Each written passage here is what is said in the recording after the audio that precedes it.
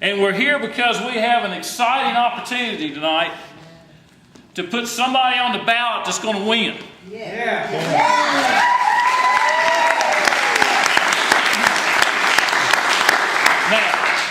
if I was going to run somebody in November from this community, what would they look like? What their qualities would you want in somebody that's going to run and represent this area? Well, first of all, it would be really nice if they were tied to this community more than just maybe they visited here once in a while or they'd moved in lately. So it'd be nice if the person we're running is tied to this community and has roots in this community. Or our candidate, his ancestors were some of the early settlers in this very county. They have been here since the beginning, folks. Generation after generation. Farm community. They were farmers.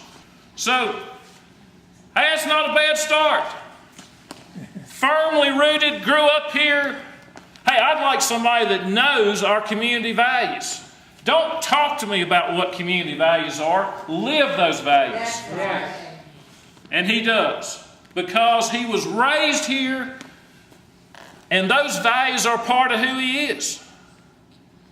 Just like they're part of who we are. We thankfully still live in a community that cares about our neighbors. We thankfully still live in a community that cares about working people. But we somehow manage to elect folks from time to time that go take office and forget all of that. We got to stop that. And our candidate will.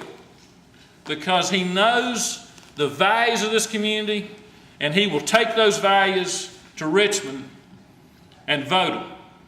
Not because he can talk about them, but because they're part of who he is.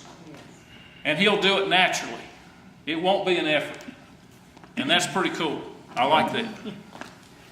It'd be nice if the candidate had a beautiful family. Well, this guy married far above himself.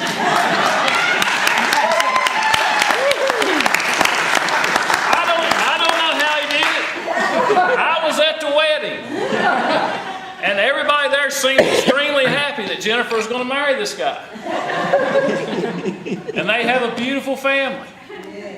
And I would put them on every brochure I send out for a while. Because I'm telling you, they're strong. They don't come any better than this. They're beautiful. They're a beautiful family. And that's great. Because that's, again, part of who we are. We're family.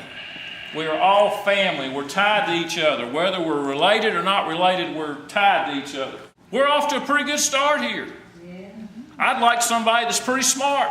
Hey, this guy's not pretty smart. He's smart. He's not. I'd like somebody that doesn't stand in the corner and hope somebody invites him to dance.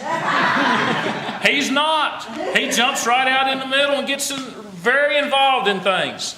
That's the way he does his practice, is that he's a go-getter. And if you're going to go down there and be from Southwest Virginia, you better be a go-getter. Because they are not going to pay any attention to you otherwise, let me assure you. So it sounds like we got a pretty good candidate. Yes. Now, I'll tell you something else that's kind of important. It'd be nice if he could get along with people well. Now, I'm going to say, this guy has the ability to talk to anybody, anytime, any place, and they like him after about a minute. He's amazing. He's got the personality. He's got the pizzazz. And he will be very, very good at going out here and getting people convinced to vote for him. I am sure of that. We're going to nominate him, and then we're going to go work for him. Right. And then come November, the day after the election, he will be known as Delegate.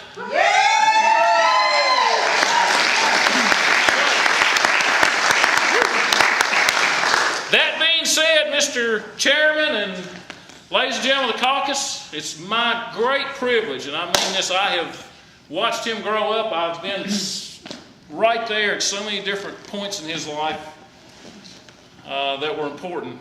And it's a joy for me to be able to be here tonight and to say, I would like to nominate for the 6th District House of Delegates Democratic nomination, Jonathan McGrady.